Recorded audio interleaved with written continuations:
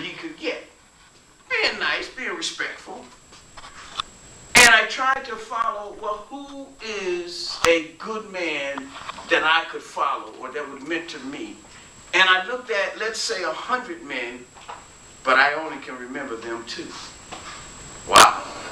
When you look at your life and you see the same thing, the real truth came when I asked God to help me become a man.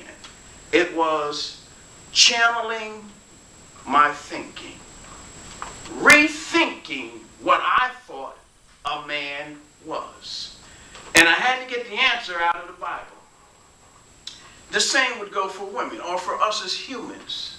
We only got men and women on the earth, so there's no, we say Adam and Eve, not a Adam and Steve.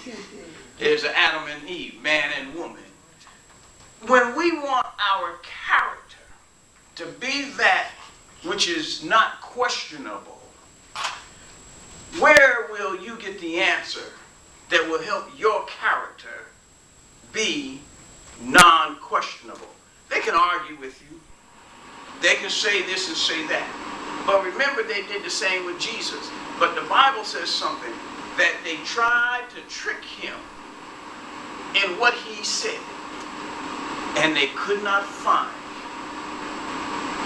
nothing that he said could be misconstrued. And I asked God, help me become a better man. And one woman in a church, I won't name, the church is in Beacon, and we were in a class, and a question was asked. And I waited to hear what everybody was going to say. Well, we should do this, and we should do that. Well, ain't nobody doing this, and ain't nobody... And so everything came all around and never answered the question. And it kept being the same garbage conversation. All excuses, no answers. So I asked the question about 3. I said, well, why didn't you ever take somebody in and mentor them? You teach them if they didn't know. You complaining about it. And the Bible says this, and the Bible says that. So they jumped up and ran to the pastor, crying. Pastor said, I got to protect them. Because they said, why do you always get your answers out of the Bible? Where else am I going to get it from? And particularly if I want to be a man that's going to leave an impact into somebody's life, as those 2 men did, study, have a career, be able to take care of a family. That's the first part. Be able to hold yourself up. You're not begging somebody for something.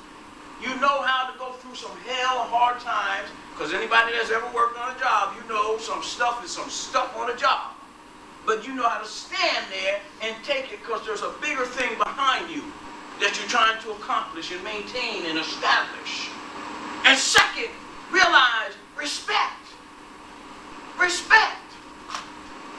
And so here I am 50 years later still telling you these things I have to use today. They've carried me through life.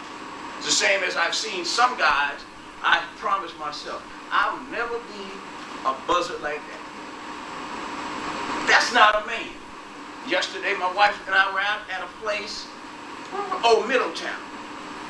The woman was trying to teach the man, now who all likes to dance in here at one time in your life, like the merengue and the salsa. And she's trying to teach him, she's dancing and getting it on. And she trying to teach homeboy pants halfway here. Right there, I said, okay, he a knucklehead. She having fun time at this place, the big park. And he is intimidated. And so he goes to what he knows, talk to his homie. I said, look, he's a kid. I can say that. I'm a man. I know what it takes. He's a kid. And then he comes back over, tries to talk to her, but she kept dancing. He walked away, she danced. Hey, she enjoying herself with the music, dance by yourself. Then they walk away, and then they come back. And, come on. What happened was, Whatever that conversation was in the parking lot, when homeboy came back, okay, she took off her shoes and he stood there and she said, and he stood there, he said, he was messing up, but he knew if he was going to be with her, okay, talking to your homeboys and getting it, bro. If I'm your woman and we dancing, you be my partner.